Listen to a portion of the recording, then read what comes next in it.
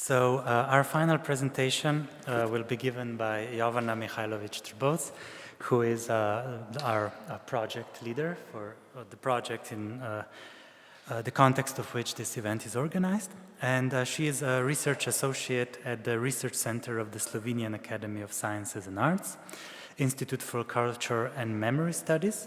Her research focus is at the meeting point of memory studies, political science, cultural and gender studies. She has been working on a series of projects related to gender equality in academia, as well as gender in science. She acts as a member of the Commission for Equal Opportunity in Science, a consultative body to the Ministry of Higher Education, Science and Innovation of the Republic of Slovenia. And she is also a gender equality advisor at SAZU, our research center, where she was also involved in the creation of a gender equality plan, which was the first such document in Slovenia. And Jovana will present on including or bringing the gender dimension into research funding, and she will also present how this looks like in the Austrian Science Fund. So I will present today the analysis, or not analysis, but really presentation of the publicly available documents and the further information that were given to us by the employees of a special unit within FWF, which is dedicated to equal opportunities in research funding. So this is a specialized unit within FWF. It started in 2005 as a one person or two persons, each one with 50% employee. And nowadays, almost 20 years later, it's a whole a team of people working on what the objective of their working has also changed over time. If we could say, this is the impression that I got from looking from the documents available at the FWF, is that it started predominantly as a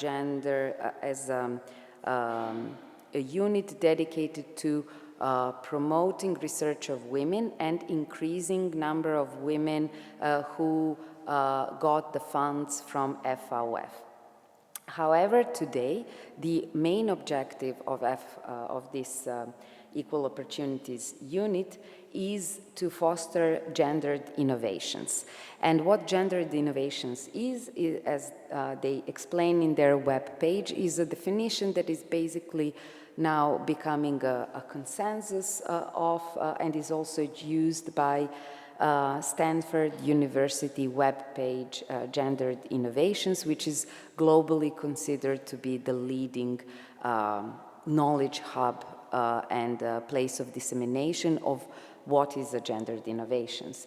And that is the process that integrates sex and gender analysis into all phases of basic and applies research, thus ensuring excellence and quality in the results. So it's considering both who is researching, how they are researching it, and what are the results of the research. And here is the German expression that is usually used for gendered innovations. In Slovenia, we don't yet have standardized translation. So what I've been seeing that is used is spol u inovacijah, or the option that is longer, but I think is more accurate, inovacije ki upoštevajo vidik spola.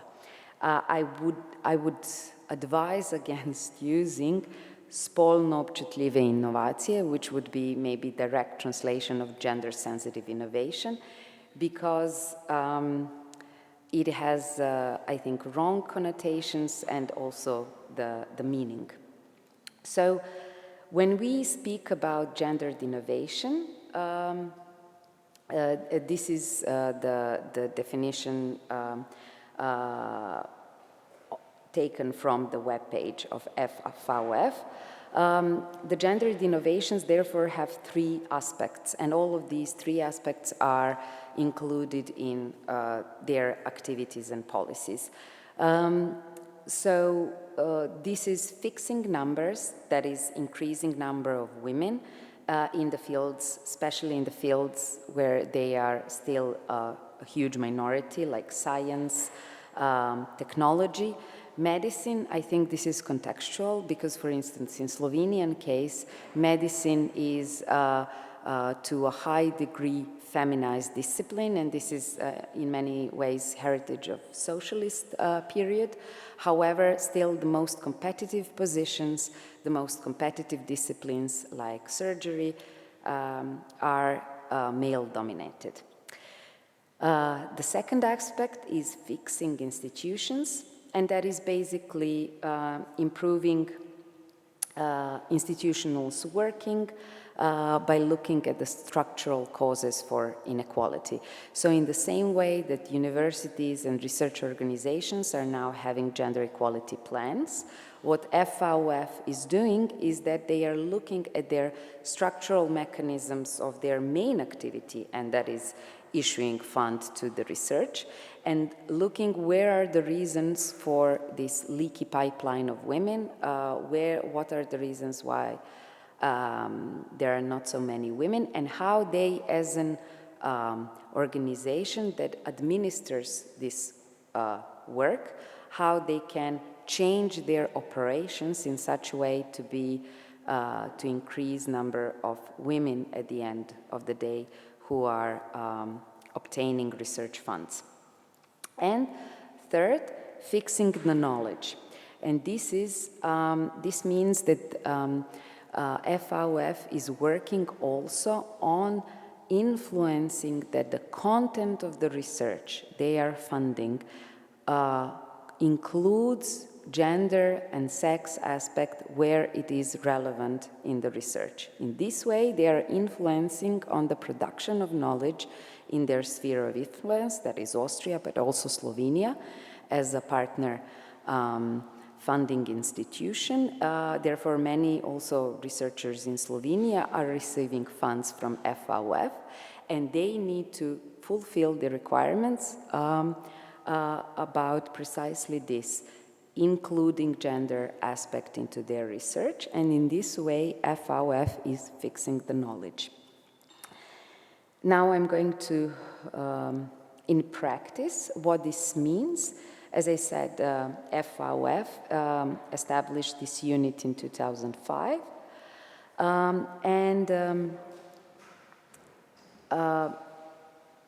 so in order to, the aims are to attract women into the research pool and to increase rate of women in the, as leaders and participants of research projects, to enhance visibility of women as project leaders,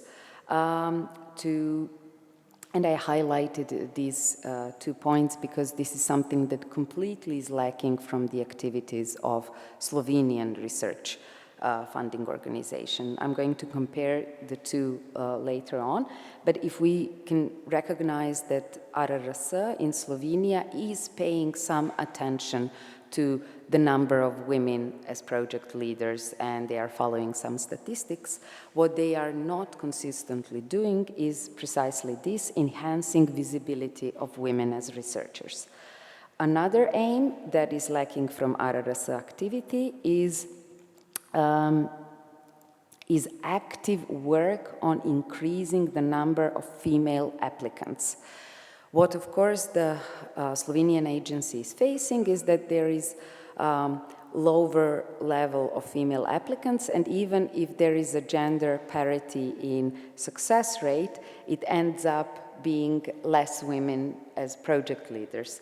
However, if FWF is obviously working systematically on inviting, encouraging, and training women to fulfill requirements for a project leader and to have a successful application. And finally, the aim is to ensure quality of gender-related data on proposals and project leaders, and to communicate to the wider audience these results on an annual basis.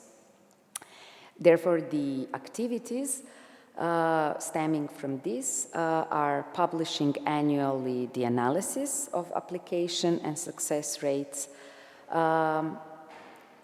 then including this aspect in the process of self-evaluation of the agency as such, and having a system of checks and balances where for fair and objective decision-making process. So not just putting things on paper, but checking to what extent they're actually applied in practice.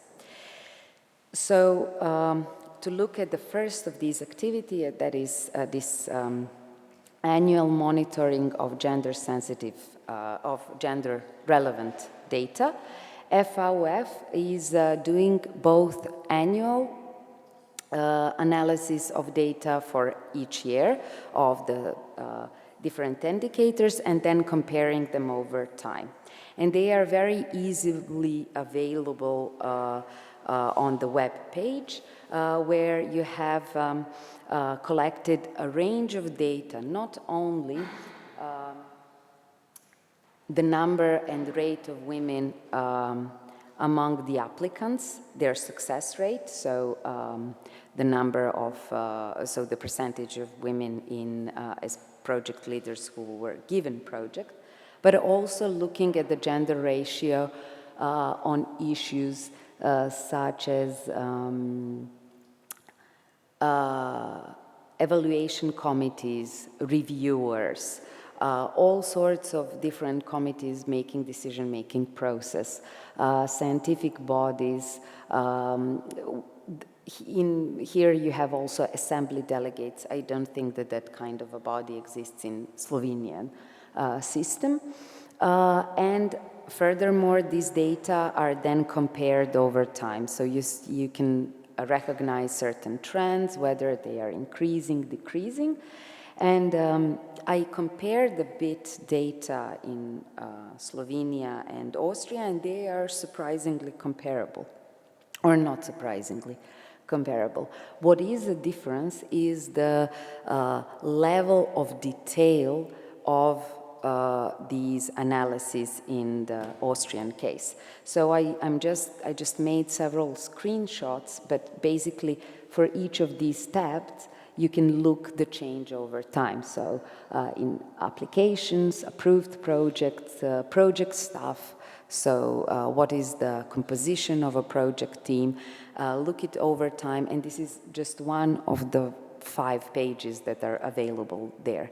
So somebody who is interested in understanding really where the problem lies of gender disparity can look much more into detail. There is also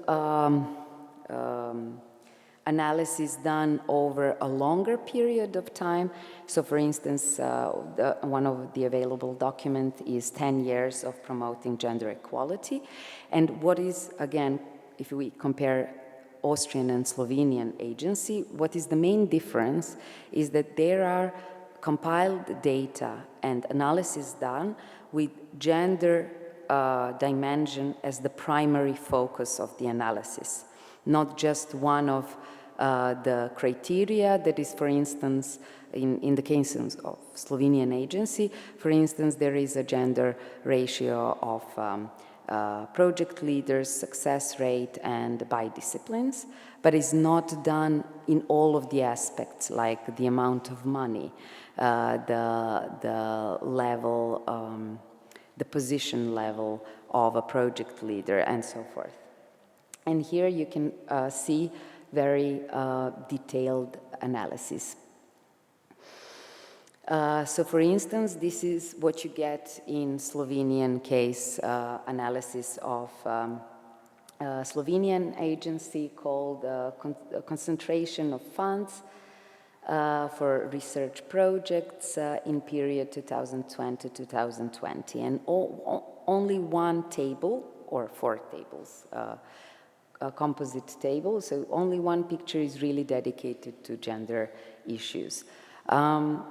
What I want to emphasize here is that there is a difference in the way the data are collected and presented, which eventually makes problem more or less visible, more or less understandable, and more or less fixable. And I think that in this sense, FWF is giving a good example. So for instance, the difference between Slovenian and Austrian case is a difference between presenting research in a form of a PDF document or rather having very comprehensive infographics with different elements and which is more available.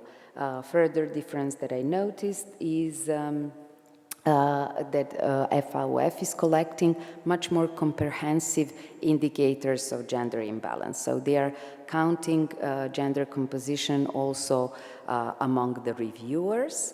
And we know that in Slovenian case, review process was the one most attacked or criticized by the research community as being non-transparent, providing dubious comments, and this has been one of the main attacks from the community to the funding agency. And at the end, as I said, the difference is whether you analyze data mainly focusing on gender or not.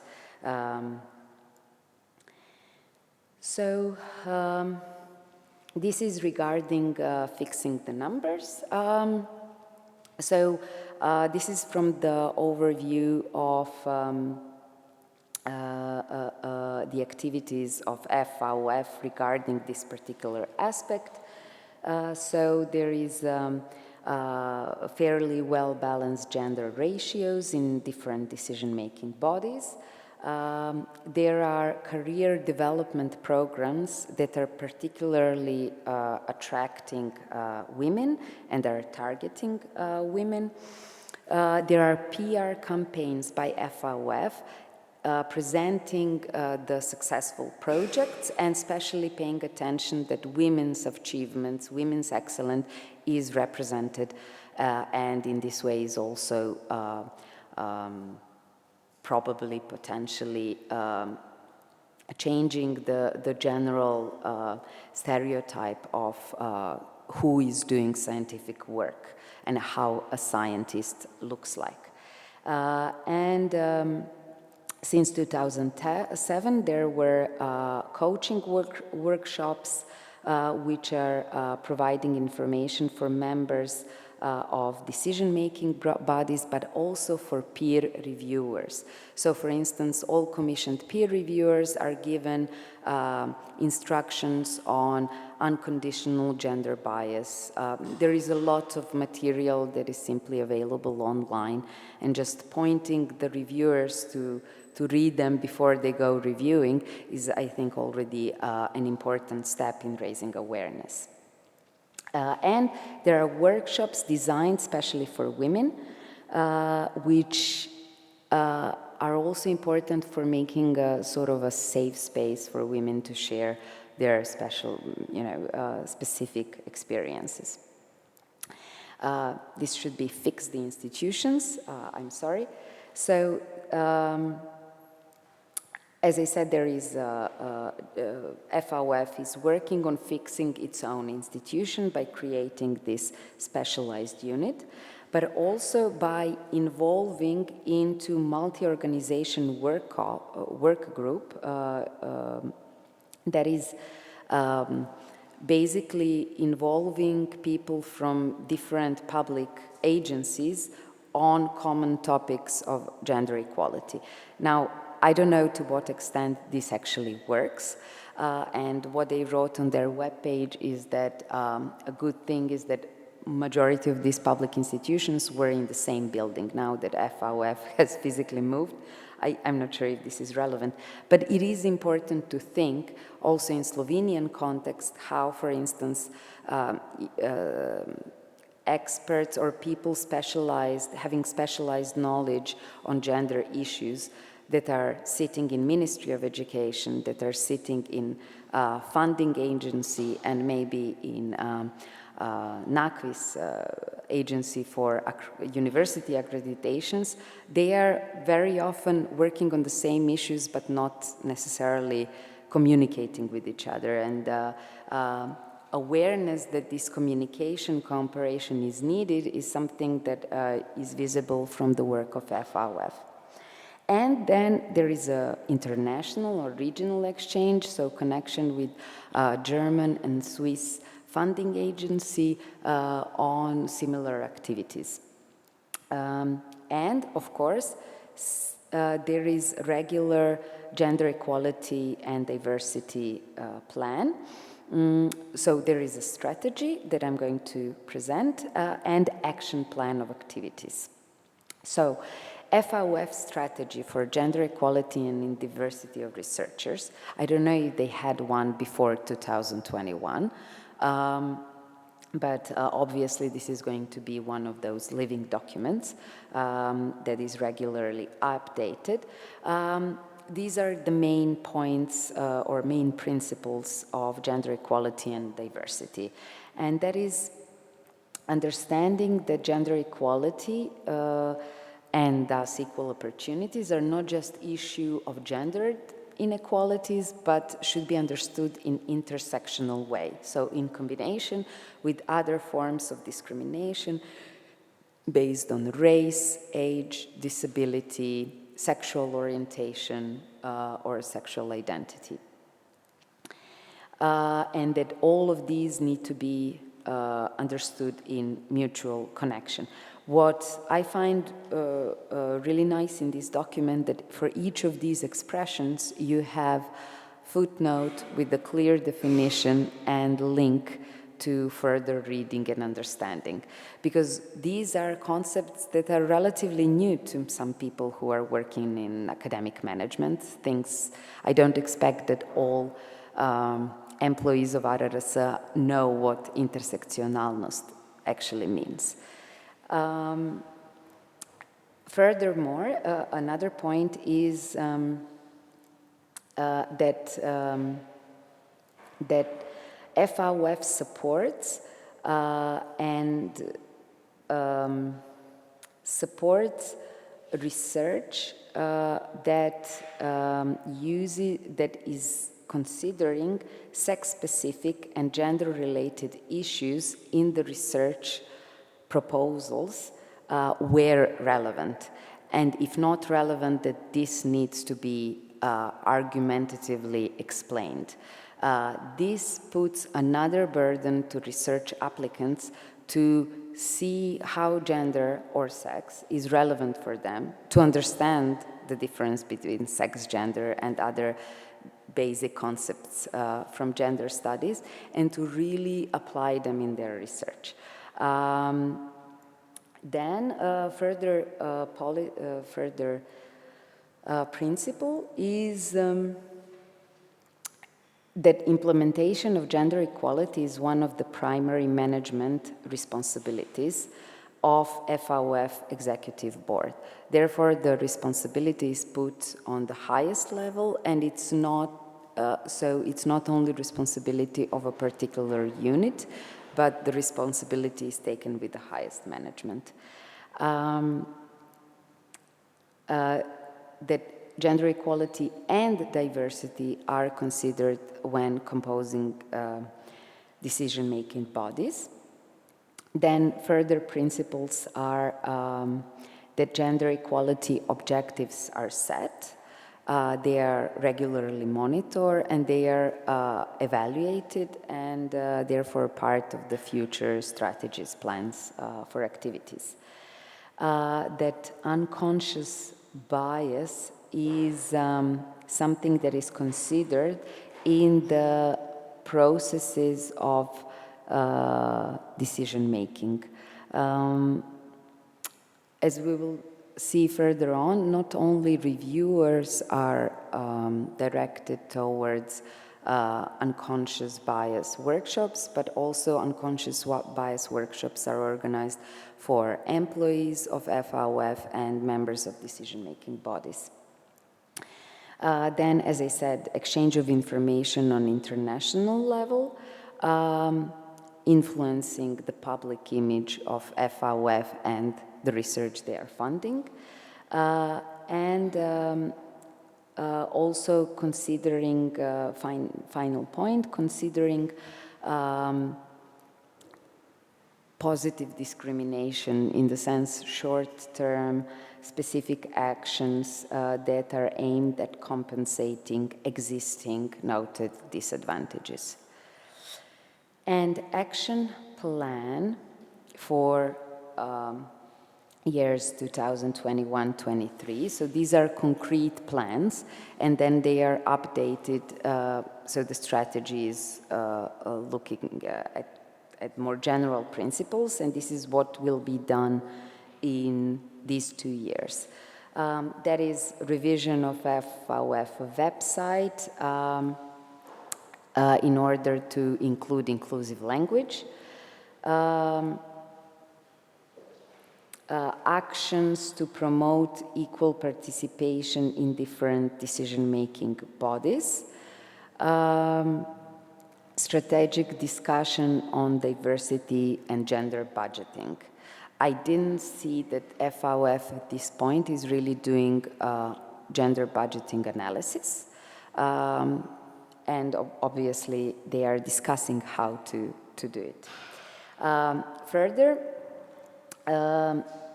development of databases. Differentiated monitoring of equal opportunities, quantitative and qualitative. So further development of data that we already have seen. Publication and discussion of key factors, and presenting them to the decision-making bodies. Development of programs and processes that are so these include specific actions to increase number of female applicants and quality assurance in FWF processes. So the training, but also informations for female researchers, reviewers, and so on. And the part of the action plan is to evaluate its successes at the end of the planned period and create a new plan for a new period. So this is basically how generally gender equality plans should look like, also on the level of research organization. If we look, as a comparison, RRS has adopted gender equality plan last year. However, this document is focused on the employees of RRS, as if this is any kind of organization. So how to, for instance, enable promotion of women within the ranks of RRS. In the plan, there are no detailed activities of this funding organization as a funding organization who is doing something meaningful for other women that they are funding or not funding. It seems that RRS just took over one of the existing gender equality plans and just adopted it to its organization, but this seems to be as if this is a gender equality plan of an research organization, not of research performing, not research funding organization. And I think FWF is a good example here. And now we come to the point of fixing the knowledge, which is the aspect that is completely absent from the activities of Slovenian agency. And the object, this is from the webpage of FWF. So what it says is that basically it criticizes the notion that objective and valid knowledge is something neutral. Rather, the FWF is adopting the point where the knowledge created is, its quality is not neutral in terms. However, the history of science has shown that over the last few centuries, the underlying science and research culture has developed largely in the absence of women and in the absence of ethnic minorities. And this reflects the research that has been created over the histories over the history of science. So there is embedded gender injustice that has affected predominantly medicine and technical sciences. To give you a plastic simple example, for instance, for decades, research in medicine and pharmacology have been done only on men subjects, male subjects, since female subjects were considered as unstable statistical factor because of the fluctuation of hormones and their reactions. What this resulted is that the medication has different effects on male and female bodies. This is nowadays recognized and has been a standard in the conduct of biotechnological research, that you always need to have sex as a variable in your analysis, that you need to have equal sample numbers of both sexes, and so on. And also, the gender bias has been recognized also in humanities. For instance, in the history of literature, if we look at the standard textbooks, it's only male faces, male voices, male books. Because simply for centuries, women were not allowed to be educated, allowed to publish publicly, and were not recognized as authors. Therefore, the understanding of history of literature needs to change in order to include all those women who were writing but were not published, who were editing and translating but were not recognized as authors.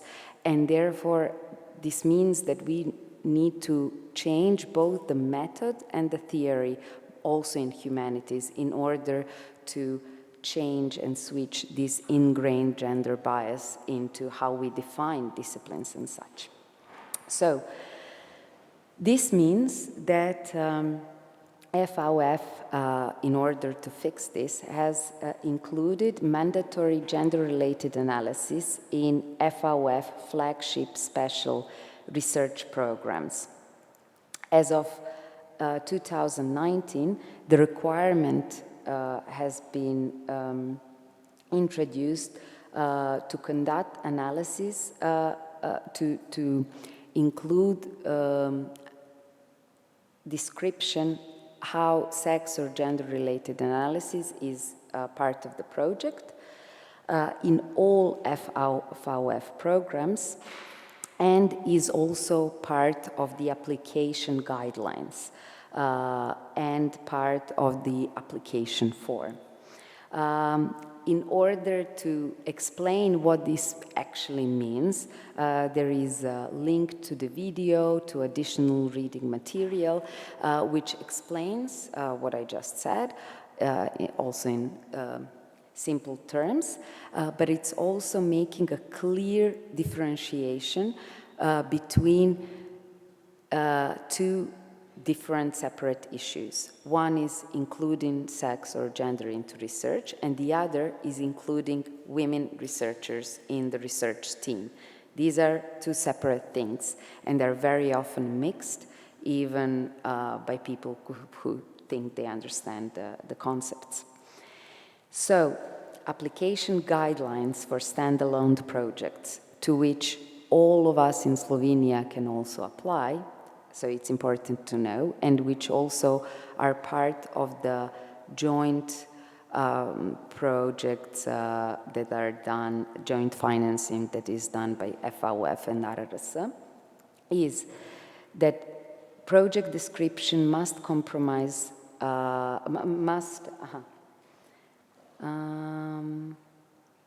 so it has a specific section 2.3.1,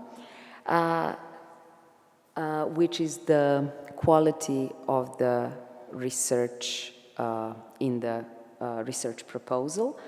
So it needs to have two aspects. One is state-of-the-art or relevant international research, and therefore arguing what is going to be new, original scientific contribution of the particular project. And this part has several points, and one of them is a separate section must describe what sex-specific and gender-related issues the planned project may potentially give rise to. And then there are further explanations that I gave about it. This is also included in frequent questions and answers on the web page for the project applicants. And it is doing precisely this, explaining do not mix researchers with the content of the research, and providing video on understanding the basics of the requirement. So this is the end of the third part of fixing the knowledge, and I hope this presentation was also a great exercise for me to imagine how these elements could be integrated into ongoing activities of RRS in Slovenia, which is going to be published in our recommendations in coming months as part of this project. Thank you very much.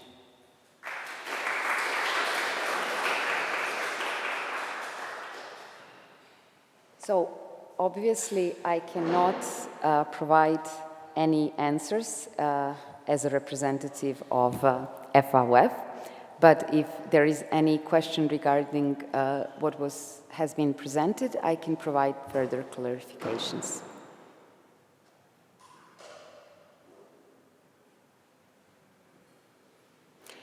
If not, I think we all deserve, yes. Not a question, but just an additional comment. As I was working 11 years for FWF, I started there in 2006, and I came there directly from physics. And yes, how FWF treats gender questions also raised my awareness on this topic really a lot. So I think what you just presented is really an exceptional work, what FWF is doing in this respect, in my opinion. Maybe can you explain to us, because we also have here a person from Institute of Chemistry, and I'm sure that for people from natural sciences, this aspect is a big challenge. So, for instance, how people doing research in physics, how they address this issue of sex and gender dimension in their research. If you have knowledge, yeah. Usually they write, there are no gender-relevant aspects because I'm doing quantum physics, which has no aspects in this. And the mathematics are usually doing this, in physics. Chemistry, of course, there might be some, and they address this issue, but I can't give examples. Yeah. No, sorry. Thank you.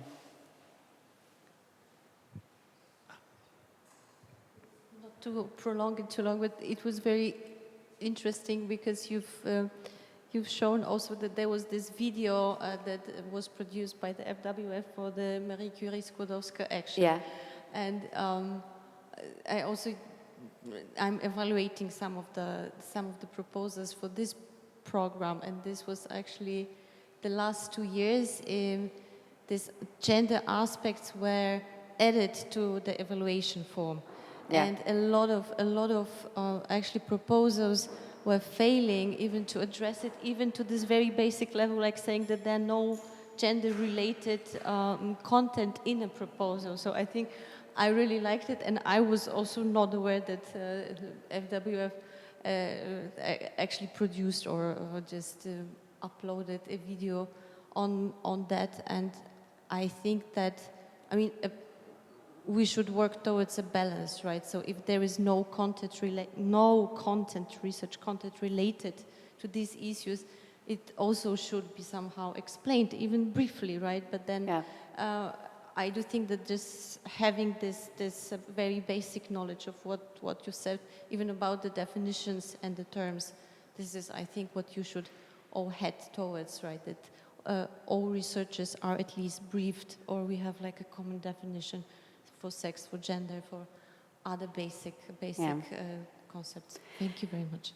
So just at the end, in order to help researchers precisely in untangling this, there is a toolkit that colleague and I published, and Slovenian version is available at the door.